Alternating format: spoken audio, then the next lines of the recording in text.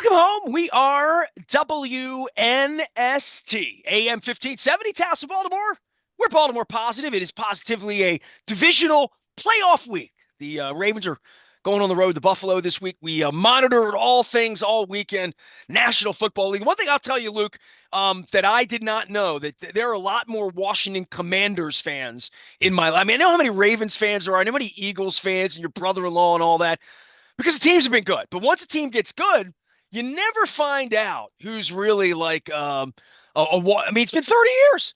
Washington Commanders. Did you have any in your life after the doink on Sunday night? I think I knew most of them, but how could you not be excited? I've said this to people in my I life. know you're about to say it, and it's about to offend everybody in my life. Go ahead, say it again. That you Say like their what? quarterback. Go ahead, say it. I love their quarterback. I think Jaden Daniels he might already, when you look at the quarterbacks in the NFC, now the AFC has Mahomes and Lamar and Josh Allen and Joe Burrow.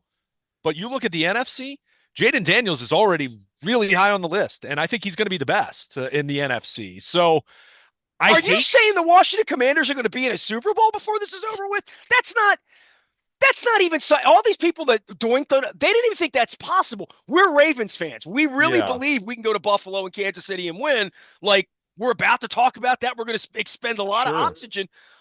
Is there any thought that you think the Commanders could sneak in? Uh, Not this year, but boy, if you're someone who doesn't like that team in Landover, or they're going to wind up in DC, with a new stadium at Dude, I some don't feel point like it's a here. strong tournament over there right now. I'm a little worried they're 2 hours away from making a Super Bowl, because I feel like they got some good luck going on right now. So do the Ravens, and we'll get to that in a minute. But after the weekend, it is amazing. Washington, Philadelphia, Baltimore, all in the tournament. It's crazy, right? Yeah, well, it's fun from a local standpoint, but when you dislike those other teams, when you have those, not that you would consider them rivals to the Ravens because they just don't play frequently enough, but it is fun. And uh, I've got a team oh, that was eliminated that we don't like. the Pittsburgh Steelers. Oh, There's my how would you transition for you. like? And look, there's plenty to talk about with the Ravens, and I don't want to dwell on it too much, especially right off the bat, but boy, that's not a good situation there. That's getting uncomfortable there. That the Mike Tomlin Steelers thing is starting to feel like Andy Reid in Philadelphia. It's starting to feel like Marvin Lewis in Cincinnati. Marty It's Schottenheimer, throw that in Marty and Cleveland too. Marty Yeah, and Schottenheimer. Kansas City, and I Kansas City. just yeah, that was bad on their front. But let's not dwell too much on that. Let's give the Ravens their Let's flowers have because fun. Let's yeah, dwell on what's wrong exactly. with Pittsburgh. The Exactly. next time we're going to see them in a playoff game, right? Or how about seeing them in the divisional round, right? I was thinking about this right before we began our conversation. When was the last time, this time of year? Now, Pittsburgh got off to a good start this year. They got off to a good start in 2020, but both of those seasons, they circled the drain late in the year, right? To the point where they went into the postseason and no one was feeling good about them. In 20, it was the Browns going into Pittsburgh, albeit that was the COVID year, no fans, but the Browns beat the pants off them, if you recall, in the wild card round. This year, no one was giving them a chance, and rightfully so, because they stunk on Saturday night. But when was the last time going into the tournament? Not talking about Pittsburgh making it, because they've found a way to be just barely better than mediocre to get in. When was the last time this time of year you thought Pittsburgh had a chance to win the Super Bowl? It's probably 2017. Well, it's when they had a quarterback, dude. They've had Kenny Pickett. They've had Bag of Donuts. They've had all of this nonsense. They have to compete with Lamar Jackson and Joe Burrow.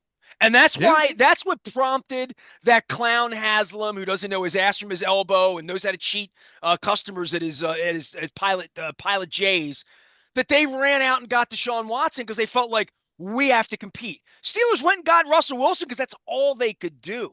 That's that they are in no Well, man's land drafting 21st or whatever it is they're going to be drafting, right?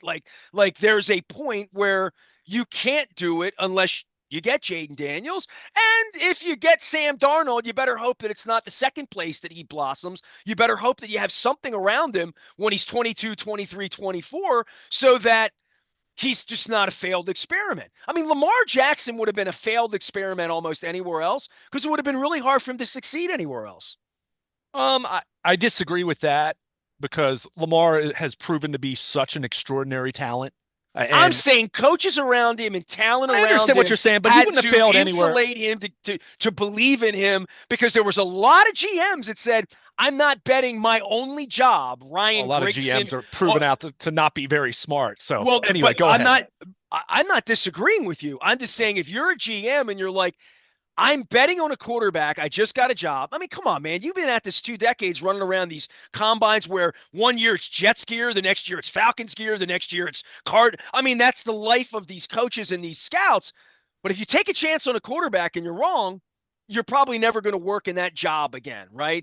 Like the Phil Savages, George Kokinis, all those guys that had the gig one time and they had the wrong quarterback, they never get another chance. I think there is a point where somebody wrote on Sunday night, there's only really ever five great quarterbacks in the league at any given time. Some of them are the Russell Wilsons or the Matt Staffords that you feel like, yeah, maybe they were once or weren't.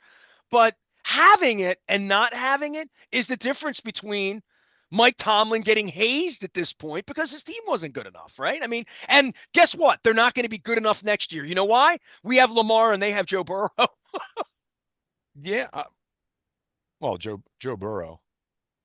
I didn't follow what you meant by that. No, in the division, Cincinnati they're had. Okay, I'm sorry. I thought. no, I'm Yeah, saying if sorry. you're I know what you mean. Pittsburgh, you have the third best quarterback in the division, and that's not going to change between now and kickoff. It's just not. It has, but at the same time, I'd also throw out there the most expensive defensive roster in the NFL. I mean, at some point in time, they allocate all their resources towards their defense like it's 1999. They've got to adapt, and Mike Tomlin's part of that problem. I mean, let's not act like Mike Tomlin doesn't have a lot of clout and say over how their roster's built. Anyway, that's their problem. Pittsburgh radio can enjoy that for the next however many months because I don't think Mike Tomlin's going anywhere. And let me be clear, I'm not saying he should necessarily be fired, but they've got to start looking at that way differently because they're not good enough. They're mediocre.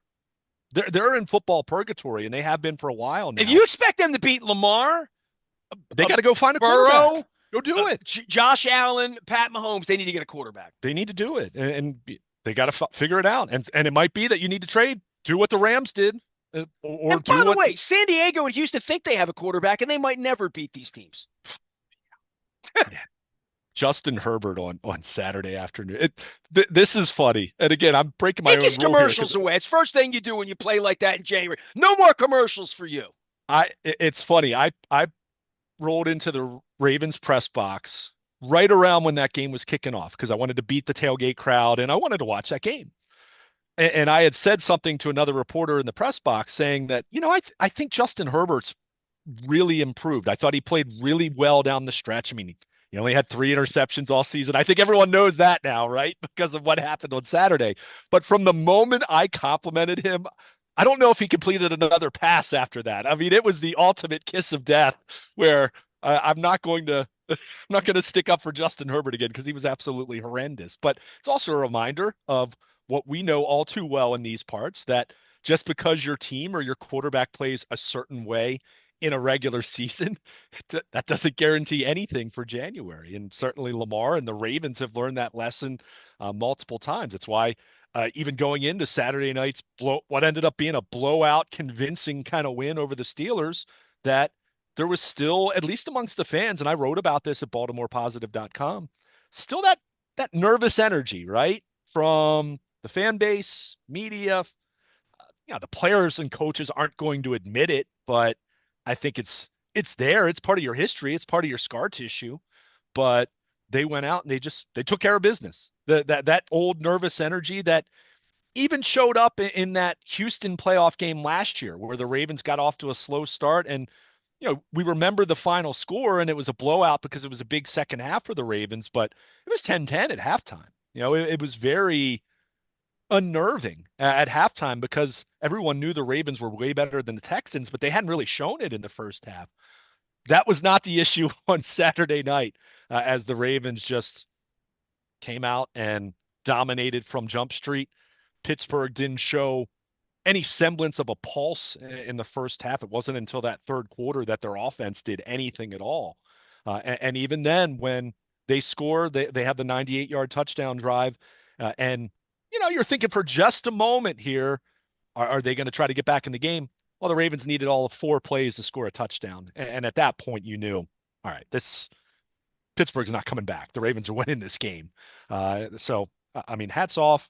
It was a dominant performance. As much as people are going to talk about the problems that the Pittsburgh Steelers have, and they do have their problems. They're not very good. They stunk at the end of the year. They stunk from You lose five mid-December games in a on. row. I mean, there's no And excuse for that, right? and look at the scores of those games. Other than what the Cincinnati game, they lost all those games by more than one score. Right? I mean, this wasn't like, oh, they're losing 1 point games. They're getting their tails kicked a little bit. So Well, the offense is below the bar. I Oh, their mean, defense stunk too, though. I mean, let's not.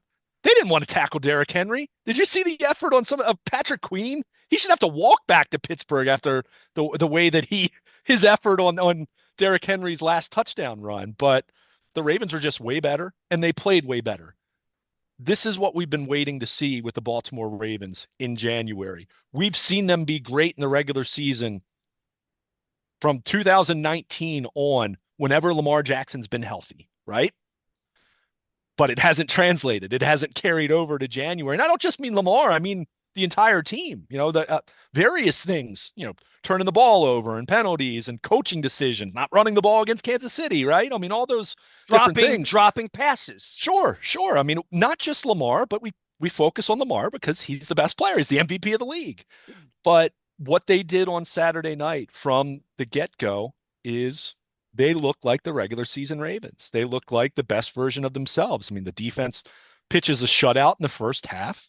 Third quarter, I mean, we can talk about that. There's still elements to that defense that make you pause, especially as you're talking about a matchup in Orchard Park against the Bills and probably seeing the Chiefs after that if you're able to get past the Bills. But the defense has played at a much higher level down the stretch. We know that.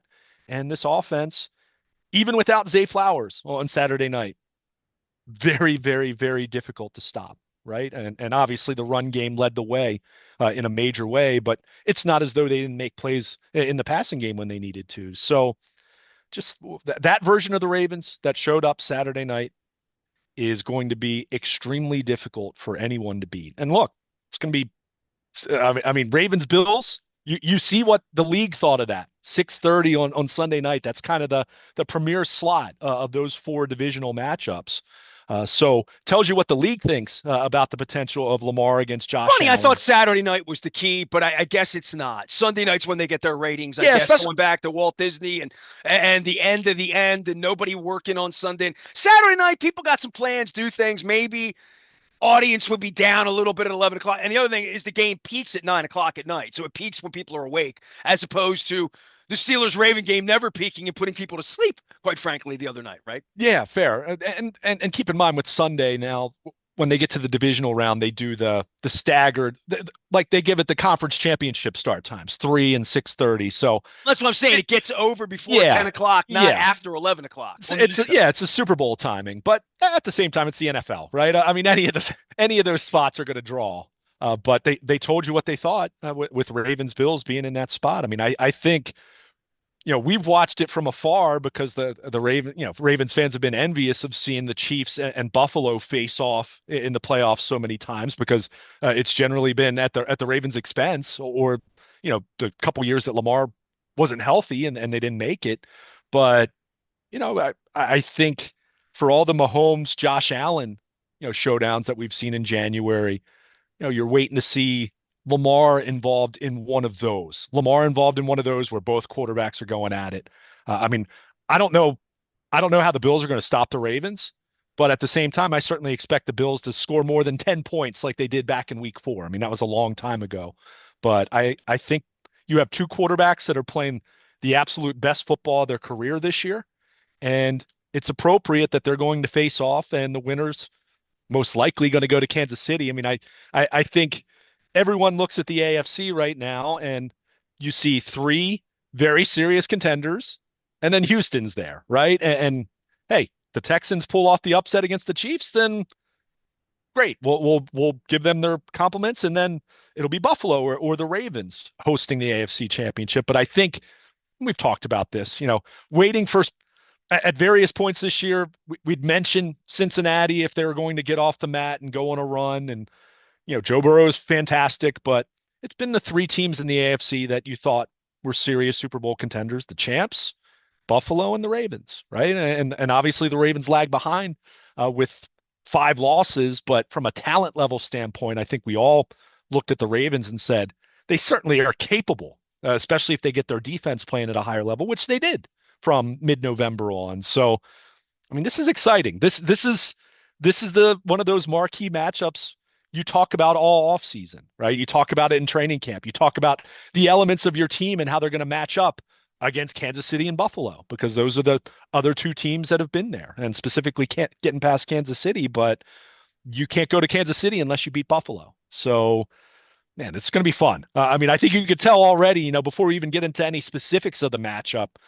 I mean, this is exciting. You're talking about two of the very best teams in the league, and we saw a lot of not so great football over the weekend in terms of these wild card matchups being pretty lopsided. Sunday night gave us a good game finally, but this is everything you could ask for, and you just you hope that for the Ravens' sake that they end up on the good side of it, but there's no guarantee here, and I think Vegas kind of expressed that with the Bills being, as of Sunday night anyway, a 1-point favorite. Shocked that the Bills are a 1-point favorite. They lost by 4 No, touchdowns. no, because I mean they lost by 4 touchdowns. I hear that, and that's where the Ravens should be very confident, right? But at the same time, that was 3.5 months ago. It's in Buffalo, right? The Bills haven't lost a home game all year. I think the Bills' offense has only gotten better over the course of the year. Josh Allen, other than Lamar, playing at an MVP level. Well, one of And the MVPs gonna wake up Monday morning out of the tournament, right? yeah. I mean that's what's great. That's what's great and awful about it, right? I mean, you'd love to be in the position that Kansas City's in. Well, the Chiefs had one loss in their first 16 games, and that's why they're in the spot that they're in. But this is what happens when the three best quarterbacks in the league, and I think I don't know if anyone would disagree about that at this point in time. I mean, you can rank him how you want, and Mahomes, because of what he's done in January, to me deserves that top spot until someone knocks him off the mountain. But I think everyone would look at that and say, if you're going to name your top three quarterbacks in football, it's in some order: Mahomes, Lamar Jackson, and Josh Allen. Joe Burrow, if he had a better team around him, sure, but I think those three guys are the best. So that's there's a beauty to them all being in the same conference, but there's also a kind of you groan about it because you say, oh, they're all in the same conference. Because we were just talking about how Jaden Daniels might already be the best quarterback in the NFC, and it just speaks to the quarterback talent that is in the AFC and how tough that is, how daunting that is. At the same time, Kansas City right now is looking at Ravens, Bills, and saying, oh, assuming we beat the Texans, we're going to have to beat one of those teams. And right now, the Bills are saying, okay, we're at home this time, but boy, we have to play a lot better than we did back in week 4. So, the Ravens should, despite the fact that they're a road warrior here and they've got to play away from home and understanding the challenge of that, there's nothing about the Ravens right now where they should be looking at themselves and feeling anything less than full confidence, right? I mean, their offense is unstoppable when it's playing at its best, and their defense had a couple hiccups in the third quarter, sure. You're nervous about Brandon Stevens and Tre'Davious White, whoever's lining up on that side of the field on any given drive. But besides that, their defense has played really, really well. So there's no reason whatsoever for anyone to be looking at this game with any level of fear. And that's where week 4 does come into play. And you say, well, the Bills came into Baltimore feeling really good back in week 4, and the Ravens beat the pants off them. So no reason to think, not necessarily predicting that to happen again, but no reason to think the Ravens can't go up there and get the victory. No reason at all. Game of the weekend, Chiefs are a 7.5-point favorite in the 4:30 game against the Texans. Late game on Saturday is Washington at Detroit. That is an 8.5-point spread in that game. No respect for the Commanders and the Doink. Eagles will play the early game on Sunday, and then the Ravens a 1-point dog in Buffalo. Not just you and I have spent the last 50 weeks discussing the loss of Kansas City and the fact that they couldn't do anything until they get back to Kansas City. Like literally, like it reminds me very much of 12 and 13 with the Ravens losing the Cundiff game up in New England, and it was Groundhog Day for 51 and a half weeks until they got back there and did it again. And the second time around, you had some confidence that if the game had been extended another minute the year before, they would have been there.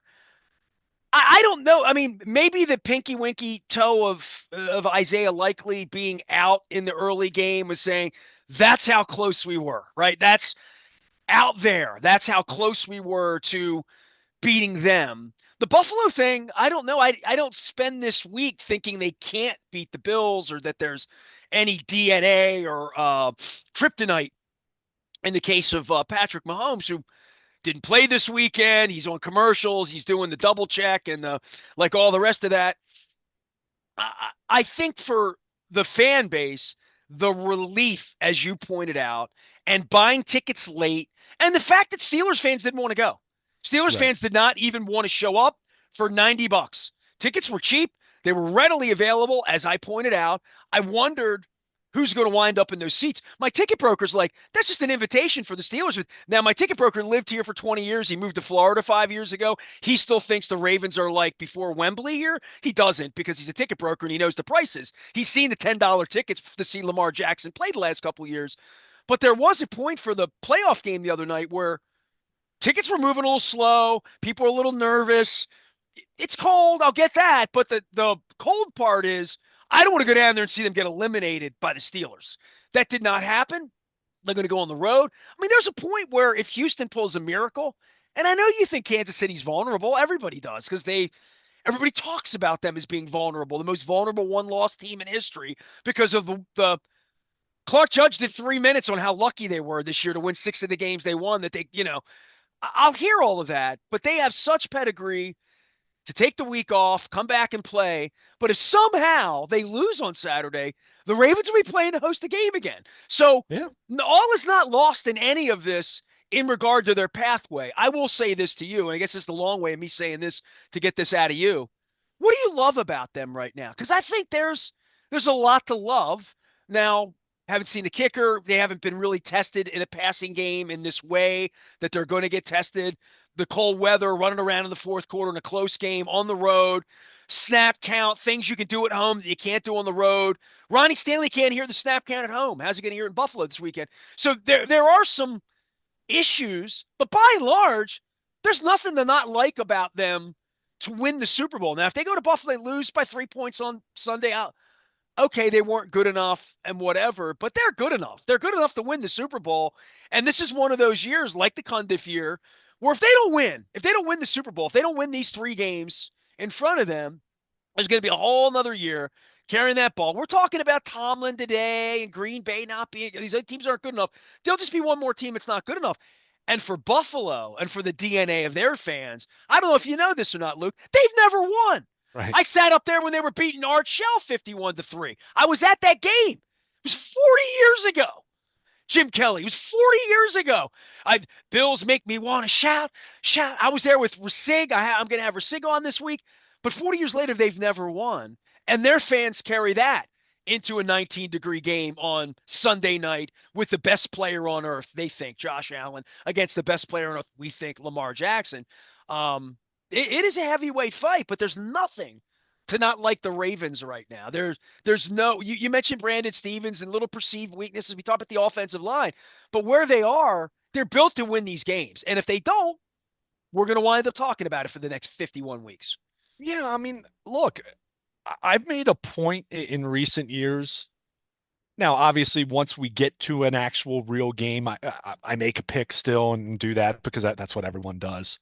But when I'm trying to size up the Ravens in August, when I'm trying to size them up in early September, I've made a point in recent years to kind of, and someone will say, well, it's a cop out. It's like, well, this is all, predictions and all that stuff is all entertainment anyway, right? It's something to talk about when it's the 3rd week of August and, I'm tired of taking attendance on the backfields in Owings Mills. But they play 3 hours a week, 15 weeks a year, and the rest there's a lot of other filler, filler, right? Yeah, exactly. Yeah. So, but the point that I've made has been because of Patrick Mahomes and Josh Allen and Joe Burrow when he has a better defense, right? They've at least gotten to that point in past years. I've made a point to say, are the Ravens good enough to get to the divisional round? Absolutely. And then I don't know what's going to happen after that because of this landscape, because you have Patrick Mahomes and the Chiefs, because you have Josh Allen and the Bills, because those teams are looking at the Ravens. And if Lamar is healthy, the Ravens get to the divisional round. I mean, think about it. I mean, other than Lamar's rookie year when they lost to the Chargers, and look, I mean that team, it was kind of wild that they had the run that they did, with going from Flacco to Lamar midway through the year. But that was a patchwork version of it, right? I mean, Marty Morningwig was still the offensive coordinator at that point in time. So that's the year that I don't really count. I don't put nearly as much stock into how Lamar played in that game, how the Ravens played in that game. So from 2019 on, look at it. Other than the 2 years where Lamar got hurt and missed the end of the season, missed the playoffs, you've looked at the Ravens, and with a healthy Lamar Jackson, they're in the divisional round every year. 2019, they had the number one seed in a first round bye. 2020, they beat the Titans on the road, got to the divisional round, lost in Buffalo. 2021, Lamar hurt. 2022, they made the playoffs, but Lamar hurt.